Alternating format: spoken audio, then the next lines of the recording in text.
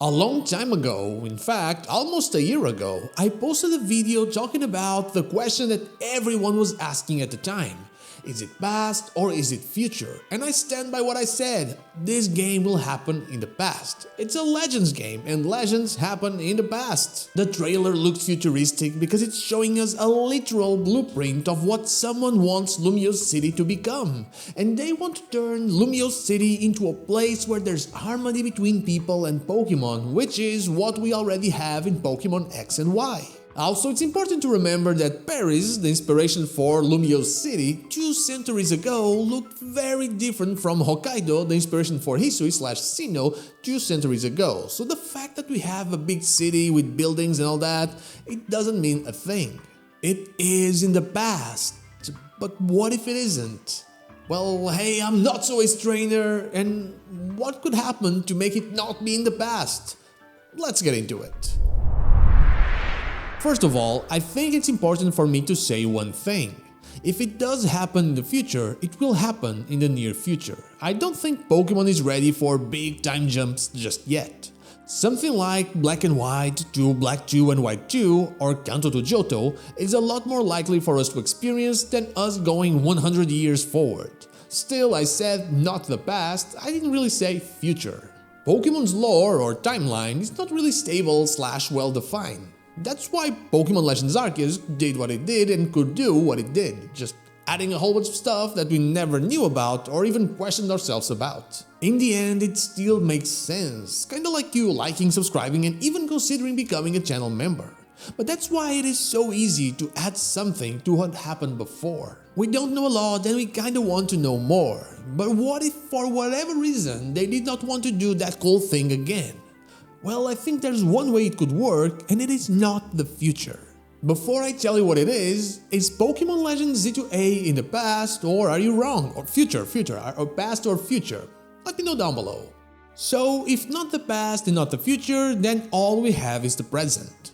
And present is cool and all, but we've seen exactly what happened in the present. We have played through all of that in Pokemon X and Pokemon Y. I love those games, I really do, but I'm not sure the best approach to a Legends game, something that gave us a tremendously unique experience in Pokemon Legends Arceus, is to do the exact opposite. So, unless we take the role of a different character and play through the same story but from a different point of view, I don't see them repeating it. And even then, what surprises would there be if we already know what's happening? They would have to find a way to create a story in the present that isn't spoiled by the events of the present, the events that we already know of. That sounds impossible, like it would have to be a different region. And it isn't, it is Kalos, it is Lumiose City. It sounds like it has to be a different timeline, but it is... Maybe it is.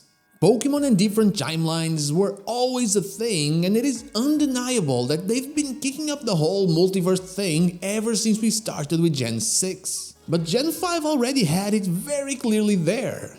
While a lot of the multiverse we experience is in the Ultra Space and basically just strange Ultra Beast world after strange Ultra Beast world, there's quite a few examples of exactly what I think could happen with Pokemon Legends Z-A taking place in the present but not our present. In Gen 5, we know of the existence of 2 timelines, and Opalucid City reflects it with its own architecture. They are both the same place, but the culture is slightly different, one reflecting tradition while the other reflects progress. In Auras, we have Zinnia telling us about the world where the weapon was never fired and Mega Evolution never discovered. The same region, the same places, but not the same outcomes. And then, when we started paying more attention to this multiverse stuff, in the Gen 7 games, we visit the Ultra Ruin, where we find not only Big Boy Guzzlord, but also pieces of what once was Alola, more specifically, Hawali City. While in Scarlet and Violet we didn't really see a specific place in 2 different timelines, we did play a lot with actual timeline traveling because of Terra Energy, or so we think. Nobody really fully understands that game, but we did have a clear example of this. Paldea is the same in both versions, at least most of it, but the simple difference of the Naranja and Uva Academy are enough to show us that something changed something else somewhere along the timeline. I didn't really mention Galar because there wasn't anything location related, but we do have different gym leaders in Galar from Sword and Galar from Shield. Same place, different people. Same place, different events. I believe this would be the most effective way to experience the Kalos of the present, but in a different way, in a more interesting way. And they don't have to look very far to find a reason for it. Not that Pokemon ever needs to do that, they can introduce who they want and introduce what they want, but they don't need to do that here. Like I mentioned above, in Auras, we hear about the other Hoenn, the other world where there was no Mega Evolution being discovered, and there was no war and no ultimate weapon being built. Everything was different from what we've seen in this chaotic so-called Mega timeline. But don't confuse things not happening with nothing related to it existing. Mega Evolution wasn't discovered, but it likely still exists. There simply haven't been any stones that were powered by the life energy released with the ultimate weapon or through the meteor showers of Hoenn. It is still there waiting to be discovered. And sure, there wasn't any war and no weapon being built, but the Pokemon that powered the weapon still exist, at least the ones that powered it in the modern days, Yveltal and Xerneas. And all those attempts at connecting Zygarde to the weapon, some even going as far as to say that Zygarde is the weapon, they can be right in this context. There is no weapon, it really is Zygarde. Maybe in that alternative present, Lumiose isn't that advanced like in the present we have experienced, and that's because Kalos did not have the same technology. We all know that war leads to technological progress. I mean, the early instances of the internet are deeply connected to armed conflict. Basically, whenever there's war going on, believe me, they will make new things. Mostly bad things, but still new. Without any Kalos War, there just wasn't any research and development was a lot slower, and so Lumiose still hasn't reached its full potential. And we are tasked with making sure that this happens.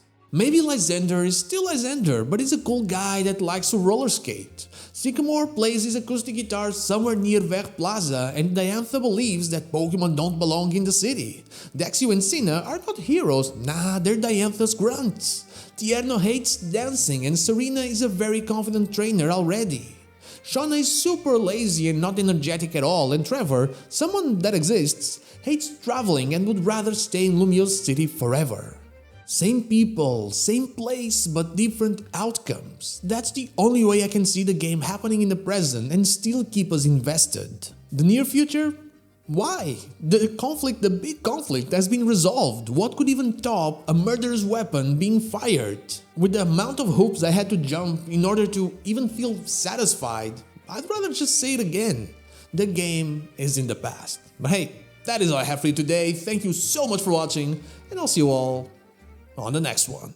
But before I go, I want to thank my YouTube members Dash Plays and Yahtzee, and Twitch subscribers Anubis here, Lazarix and Zanes222 for going that extra mile.